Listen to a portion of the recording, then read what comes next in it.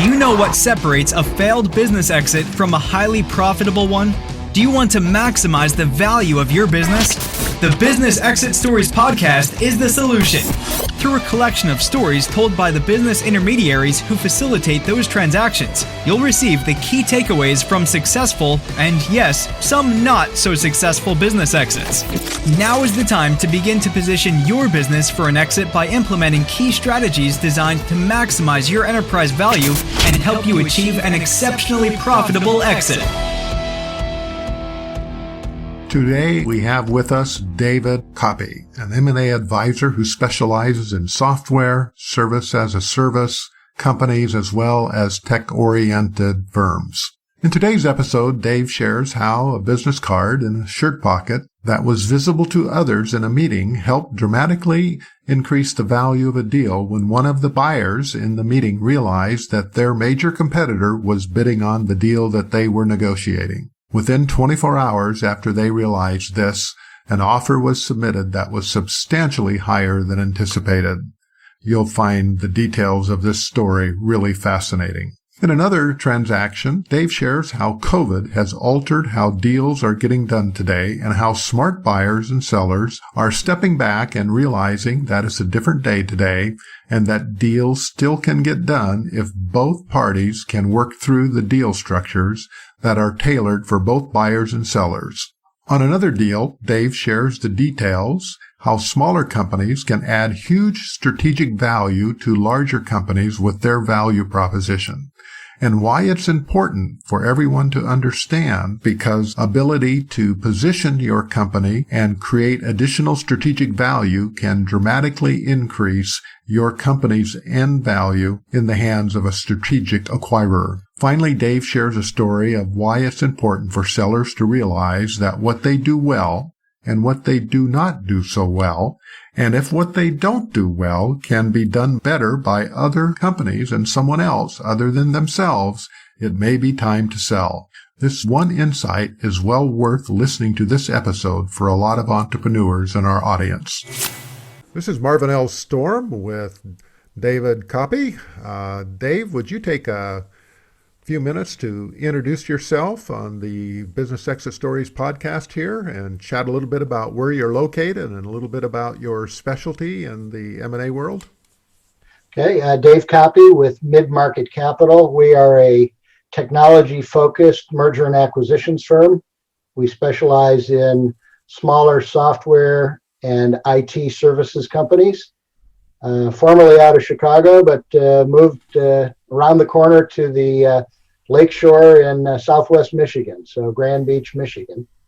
We've been in business for 20 years, and my background is I started out as a bag-carrying salesman with IBM and worked in the technology field for the next 20 years.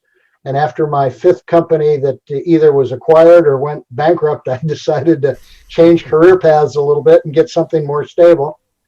So I hired on with a local guy who was kind of the guru of small market M&A in the Chicago market, and trained under him for a couple of years. And I wanted to represent tech companies and he didn't. So we parted ways, and that's how Mid-Market Capital got us started. Well, sounds fascinating that you have a real specialty here. We live in a technology-driven world, and I would imagine that the experience you've had over the last couple of decades is very relevant. So why don't we jump in and chat a little bit about some of those transactions you've been involved in that have their unique twists and turns and great takeaways for those who are listening to the podcast and looking for those hints and tips and kind of strategies that they can use in their own companies. So why don't we start with one of those technology companies you've been involved in, and tell us a little bit about the type of company it was and what really drove them to get to the position where they thought it might be time to exit their business. Okay. Well, we recently sold a company that I was talking to you before the formal interview about. It was the easiest deal we've ever done because the company was just so attractive to buyers. And it was attractive for a number of reasons. What type of company was it? They did software for managing the document storage and retrieval process for automobile dealerships.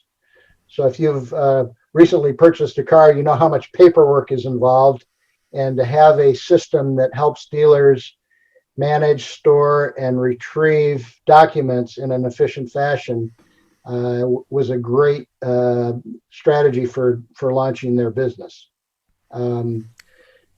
They had about 95% of their revenue was software as a service, so recurring revenue, which is an incredibly attractive business model. Most of the major software companies have already converted to that model, like Microsoft or Adobe, for example. Really smart management team, a great total addressable market. So they had penetrated maybe 5% of the available dealerships. They were Did very they have any major competitors in the business?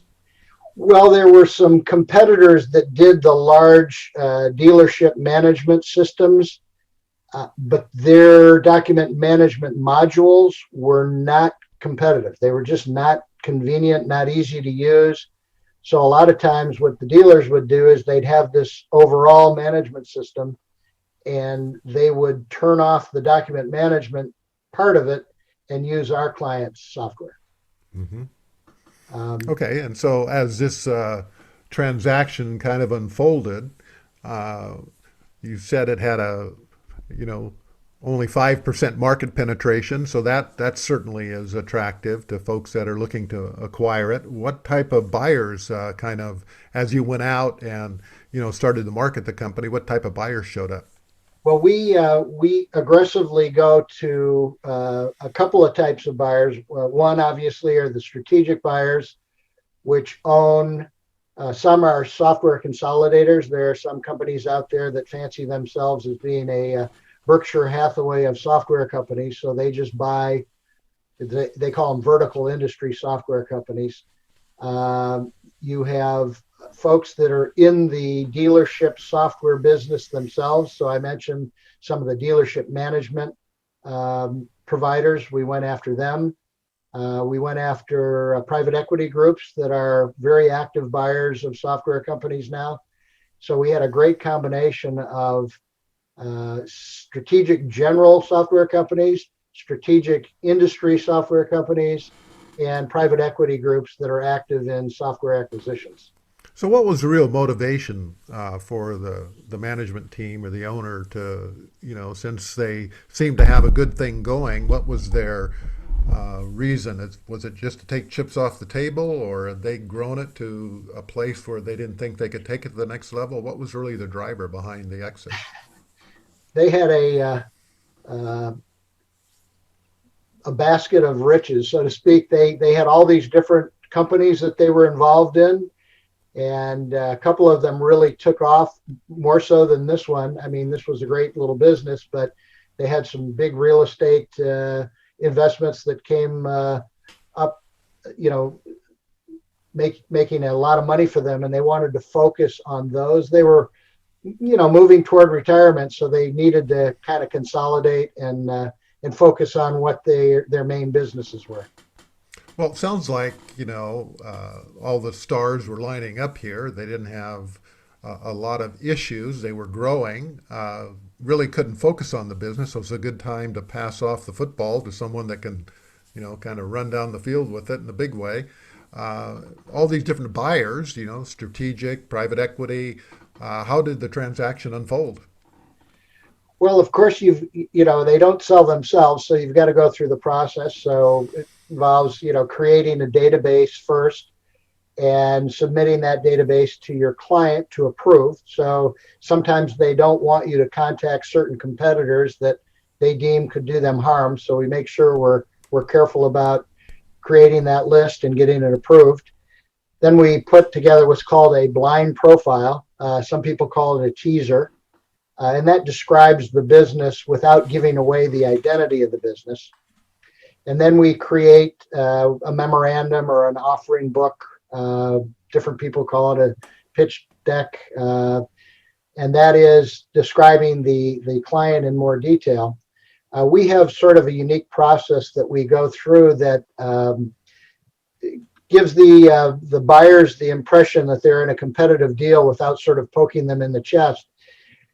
As we have conference calls with potential buyers and as we get questions that are asked and answered, we have a frequently asked questions document that's a live document that basically talks about all the questions that were asked and provides the answers. And we periodically send that out to everybody that's executed the confidentiality agreement and read the memorandum. There are a couple reasons we do that. It's very efficient so that buyers are not asking the same questions over and over again. But the second reason is, these buyers get this frequently asked questions update and they go, boy, that's a really good question. And I didn't ask it. There must be some really qualified buyers in here competing with me. So that's been a very effective document for us to try and create this competitive feeling without, some people will actually walk away if they feel like it's an auction. Mm-hmm.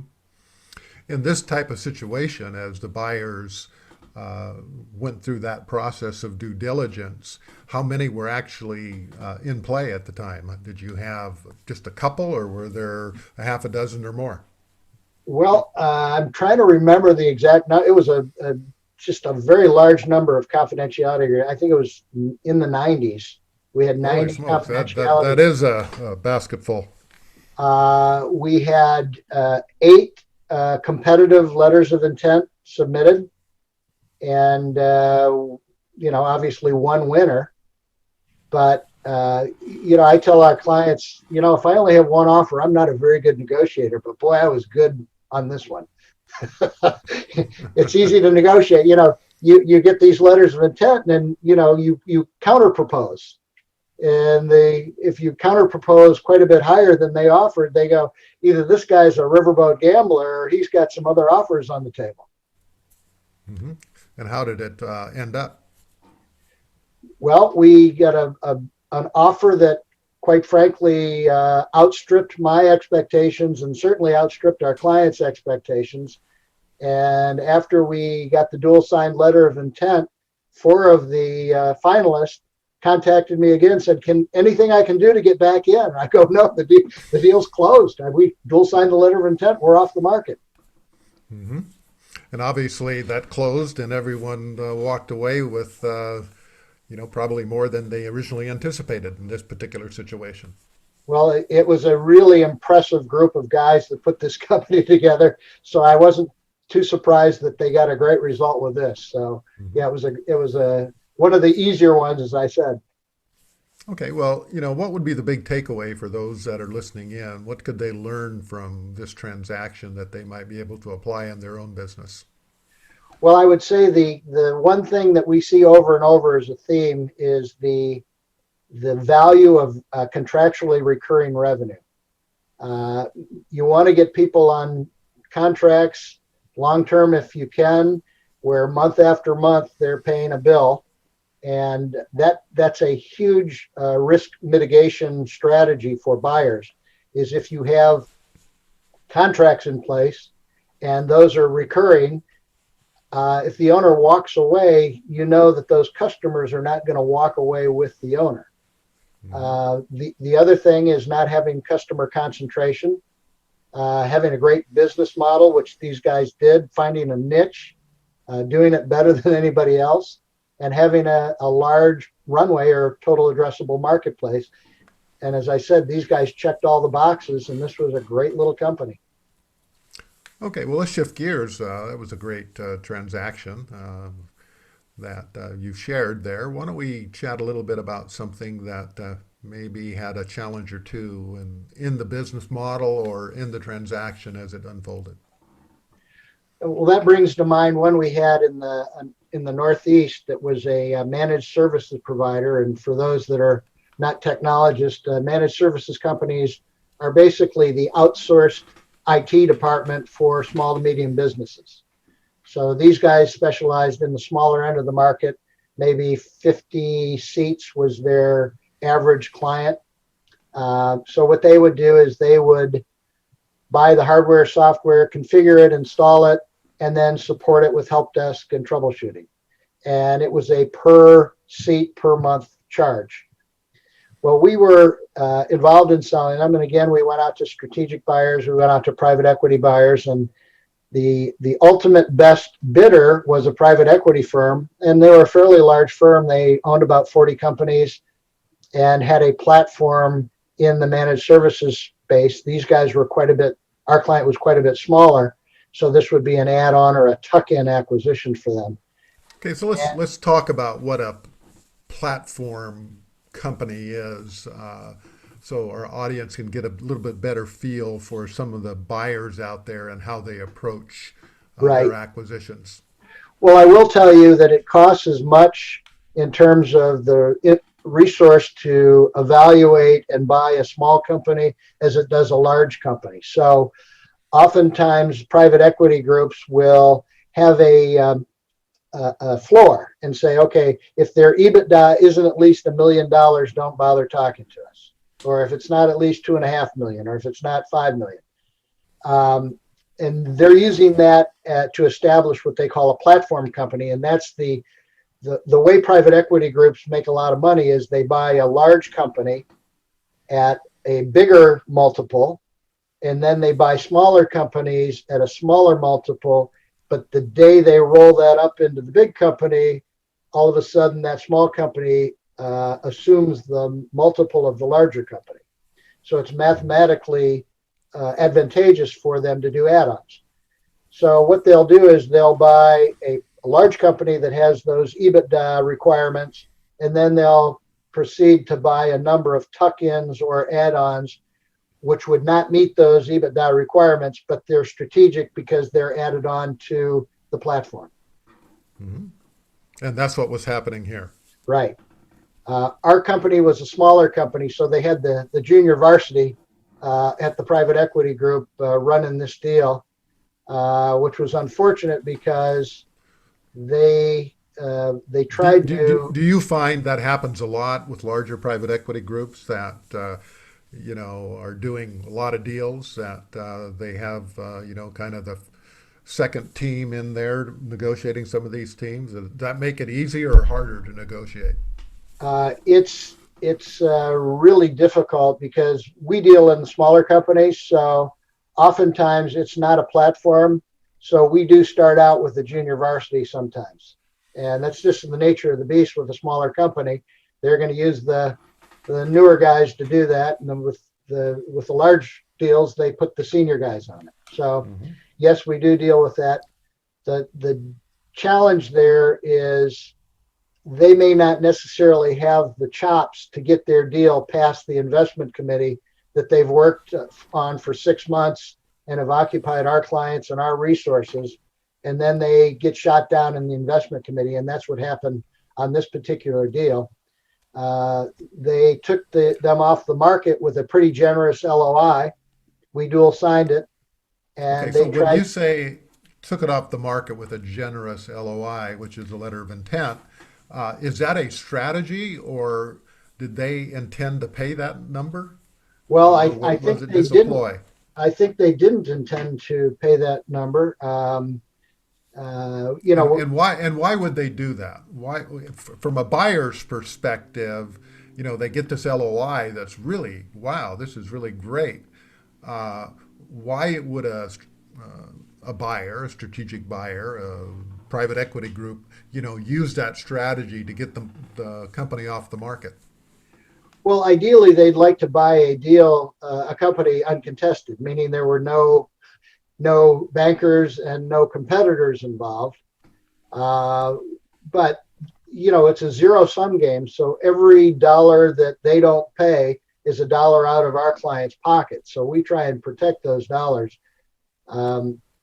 They're investors. They want to employ every trick in the book this happens to be a horrible practice, and I hate it, and I will speak up anytime anyone asks me about it.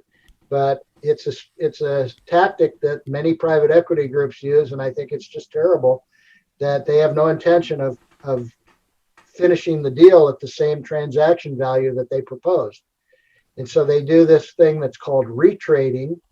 And what they do is they hire these consultants to come in and comb through the due diligence and try and find anything that they can use as a platform to lower the price. And So without, just for clarification, for the benefit of our audience here, retrading is a strategy that buyers sometimes use to make an offer and then either themselves or hire consultants to come in and find issues that they can trade down on the price. that's right. It's, as I said, it's a practice that I just don't like. It's part of it's part of the nature of the beast. If you deal with enough private equity groups, you're going to run into this. We try and get a lot of competitors involved and let them know that it is a competitive deal. So if they misbehave, we'll just say, you're gone, and we'll go to the next guy. But oftentimes you're exhausting 4 months of due diligence, and the owners are tired. They've gone through this exhaustive process, and you get an 11th hour deal change, and sometimes they just go, I'm tired, I'll take it, I'll cave. It's So in this particular case, what was the item that became the sticking point that this they, was they uncovered or felt was overpriced or not expensed high enough or whatever? Yeah, it was. I remember it specifically. Our client was in New Hampshire, and the private equity group's platform company was in Boston. And they hired a benefits consultant to come in and look at the level of benefits that our client was paying their employees.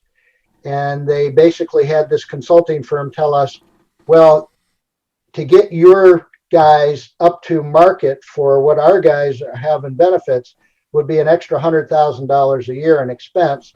And therefore, since we bought you at a 5x EBITDA multiple, we're going to lower the purchase price for your company by $500,000. That's And significant. it's a significant number for a $3.5 million transaction. So we said, no, you're interpreting that to your favor. Our guys are at market for the benefits for their market in New Hampshire, and that's where they work. They don't work in Boston. So you could continue to pay them the same level. And I mean, I just viewed it as totally arbitrary and a way to add some sort of credibility to a bad practice called retrading. Mm-hmm. And And our client, I guess we have to keep in mind that you're dealing with the B team here, and they have to get that approved. You gave them the explanation, which makes total sense, but they have to run that by an investment committee or whomever they're getting to approve the deal to move forward. right, and the senior guys wouldn't buy it. Uh-huh. So So our after guys, all that work, would you say 4 months? it was about 4 months of due diligence, and it's exhaustive. I mean, they bring in the SWAT team and they go over everything. And the owners have deal fatigue by the time you get to that point, and they do a haircut in the 11th hour, and unfortunately sometimes the sellers just give in and say, okay, I'm done. In this case, we had a couple of tough New Hampshire boys that said, go pound sand, guys, we're not going to take it. So they took themselves off the market, no deal, and everybody lost on that one. Mm-hmm. So I guess the real takeaway on this is, on the sell side is, you really have to send out a message, I guess, that kind of where you're coming from. It's a competitive bid and kind of what your parameters are. Is that a takeaway that you would think applies to this situation? It is. I think, one of the, I think I wrote an article one time saying the biggest cause of deals blowing up is a loosely worded letter of intent. And so a lot of times private equity guys or savvy buyers, they will put something in like, and the business will be turned over with a net working capital surplus, normalized for your business as determined during due diligence. We go, wait a second, that's a blank check. So we'll try and establish some sort of formula where that number is defined or actually define the number and say, okay, it'll be 3 months worth of company expenses, which total $263,000. So the business will be turned over with a net working capital surplus of that number. Any overage gets paid at closing to the seller. Any under is subtracted from the closing price. But I can't tell you the number of deals that I've heard about that go in with that open-ended statement. And again, they bring in their accounting people and their consultants, and they go, "Oh, you need 600,000 net working capital surplus." Oh, okay, that's 400,000 out of your pocket. All right. I think that's a good takeaway here for our audience as far as how you develop and position a letter of intent. And in this particular case, it didn't work out well, and months of due diligence all went down the drain. So why don't we jump to another transaction here, Dave? Why don't you talk a little bit about a transaction that was similar in the sense of its size and uniqueness in the market? We represented a little healthcare technology company that provided a executive dashboard. So what they did is they had software that would tap into the various hospital information systems, and then for the management team would create sort of a graphic representation of the business at any point in time. It was very convenient for the senior management to turn their computer on and figure out where they needed to focus their attention or resources. But this guy was a typical technology company. He was a technologist. He wrote code. He could only grow his company to a certain size. He was not comfortable with the whole sales and marketing process. He had tried to hire a sales guy before, and of course he had to pay him a salary and a draw, and the guy never brought a sale across the finish line, and he fired him, and he lost $120,000, and he says, "I'll never do that again."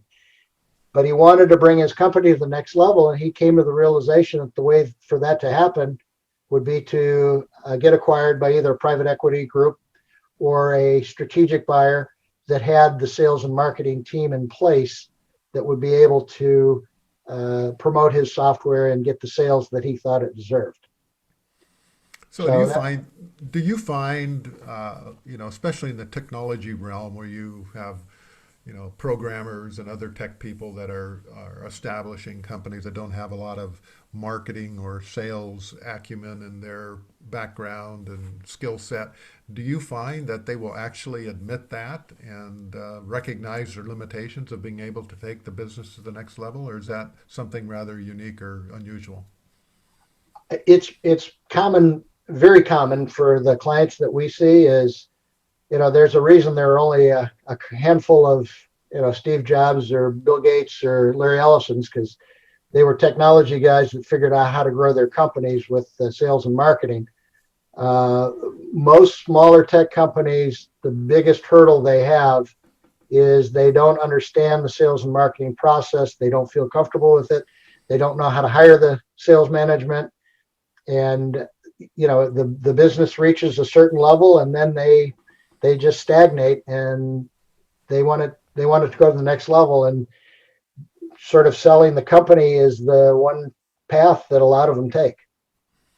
And in this particular case, you said that this founder really recognized that limitation and felt that the best way to do was plug his company into a larger platform that already had those type of things figured out.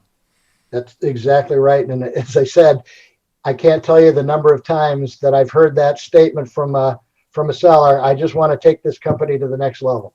Mm-hmm. And they have recognized that sales and marketing is the way to do it, and they don't have that skill set, and they're ready to hand it off. Do you do anything, in the, let's say, nursing, hospital health, type of field driven by technology? We've represented several healthcare IT companies. One comes to mind. It was a nurse scheduling and algorithm to determine the staffing levels, and they were acquired by a pretty decently sized publicly traded company. But we had two really serious competitors that provided these large information systems for hospitals. So And was the person that founded this company, was it a technology person or was it a medical person? Who was the real driver behind getting this company founded and she established? was actually a former nurse. So Okay. she saw a niche and she developed an algorithm that would basically help hospitals determine their level of nurse staffing required based on not only the patient number but the acuity level of the patients in that hospital. So if you had, for example, a Green Beret patient that was having an appendectomy, he'd say, "Hey, give me a piece of leather and I'll chew it, and you can cut me open, I'll be fine." Whereas you have a father with has a young That's very descriptive, yeah, of a Green Beret. right. Whereas you have a father with 5 young children and a wife that's just terrified. It requires a lot of hand holding and consultation, and so they would use that to sort of help with staffing. Um, but they were being pursued by two large publicly traded healthcare information systems. And the way we positioned them was not that you'll love the revenue that this little software program will provide you, but we added on to your overall system and it will give you a feature advantage over your major competitor. And therefore, they're going to be able to sell their $2 and $3 million packages and beat their competitor. So we had those two competitors going against each other, and she got a value that was pretty stunning in my eyes. So, in a situation like that where the business is driven by major competitors, and they probably both know that they're bidding on or looking to acquire the same company, how do you really position that as a competitive advantage to drive up the price? Well, it's interesting if you kind of watch any of the investment shows and you'll see XYZ company just made an acquisition of this company. You can bet their major competitor is going to be out in the market soon after them and buying a similar company. It's a competitive thrust and parry. And, I say there's nothing better that can happen as we're representing a client in a certain space and one of their competitors gets acquired. That's just, there's going to be a feeding frenzy. This fear of missing out by the competitors. It really unleashes the animal spirit. So we were able to do that in this case, just understanding the market. And How does a competitor know that or a company know that their competitor is in play? Can you give me any stories of well, where someone found out that well, somebody else was in play? in this particular case, it's kind of a funny story, but our guy that was running the deal was out with our client at a corporate meeting for the other competitor that ended up not being, or excuse me, the one company that ended up buying them. And the other company had visited before, and he had the guy's business card and put it in his shirt pocket. And it was a white shirt. It was somewhat see-through, and the logo of the competitor was in his shirt pocket. He said, during the meeting, these guys are just looking at my pocket as I'm talking. Well, they left that meeting, they flew home, and we had a letter of intent that was very generous in our inbox 24 hours later. And I have a feeling that pocket stimulated that competitive response. Well, that was probably whatever he paid for that, translucent pocketed shirt probably paid off handsomely, huh? Yeah. Every once in a while we get lucky. So I guess the big takeaway on a transaction like this is, the strategic value that is created really allows the company to trade at a much higher multiple, than it would normally because of the strategic nature of that type of business and what the market is really values in that type of company, adding to the strategic. As you said, I think you said that this little company's software, while itself not tremendously expensive, allowed them to tack it on and gain a competitive advantage over their competitor's system, and allowing them to place multi-million-dollar systems in to give them that really strategic advantage. And that can be very valuable Right. and drive up the price, is what I guess what you're saying. I remember early in my career, I was watching Johnson and Johnson, a name that's wonderfully in the press today. Or congratulations to them. But they had bought a company that had $40 million in revenue, and they paid $400 million for them. And I said, I just don't understand what this was all about. How could you pay that much money? And it turns out the company they bought had invented time release technology. So drug would be released over many hours. And at the time, Johnson & Johnson was able to extend the patent life of several of their major drugs by introducing a time release version of it. And that meant billions of dollars to them. So, there are ways that you can position companies to be strategic, and making a large piece of software have features that their major competitor doesn't have is one of those ways you can do that. And that, in this particular case, that's exactly Yes. what happened, is what you're saying. Yes. Okay, cool. Well, share another transaction with us, Dave, that has, something to do outside of, something a little unusual that you don't see all the time as far as a software platform that. Well, we recently, in fact, during COVID times, were able to close a transaction. It was a software-driven audit recovery firm, and basically what they did is they examined the accounts payable of a major retailer and would discover any discounts that weren't taken, early payment discounts, quantity discounts, etc. And then they would get a percentage of the recovery that the vendor would get, or the retailer would get from their vendors. Unfortunately, this was going on, our sale was going on during COVID. The 80% or 85% of their business was with one major retailer, and the company that was buying them was a private equity group, and went out to their tried and true funders. So they were raising debt along with their equity to buy them.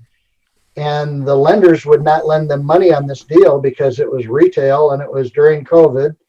And the buyer came back to us and said, we have to change this deal because we can't get it funded. We still love your company.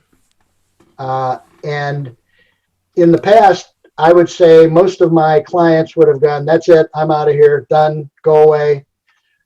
This guy was mature and smart enough to recognize that conditions really had materially changed on the original offer versus where we were today.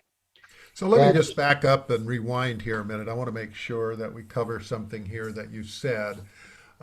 Private equity traditionally, develops a strategy for acquisition that involves some of their money, but in most cases, they leverage by borrowing.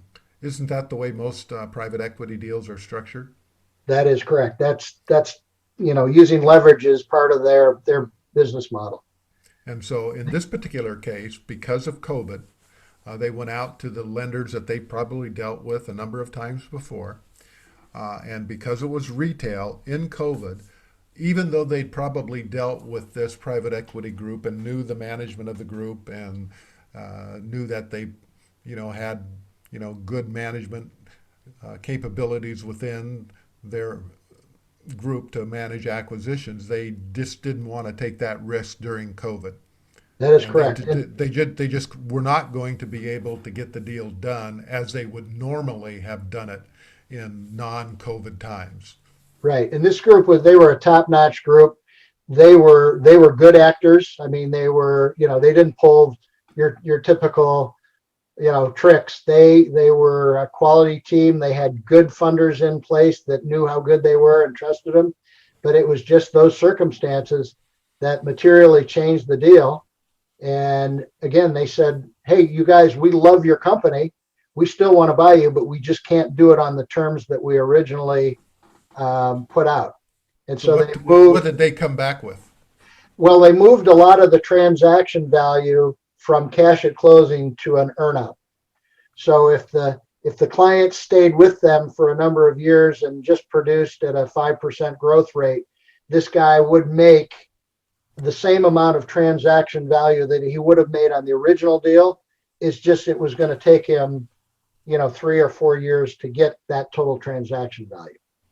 And as you said, in normal times, a deal like this, people are not going to take that risk of, what the next 2 or 3 years are going to be like, and they're going to want to maybe take less money, but be able to close the transaction then versus, this earnout, which may or may not happen. Right. But you indicated in this particular case, you had a smart and aware buyer knowing that circumstances had changed and was willing to, stand at the plate and play ball, I guess was what you're telling us.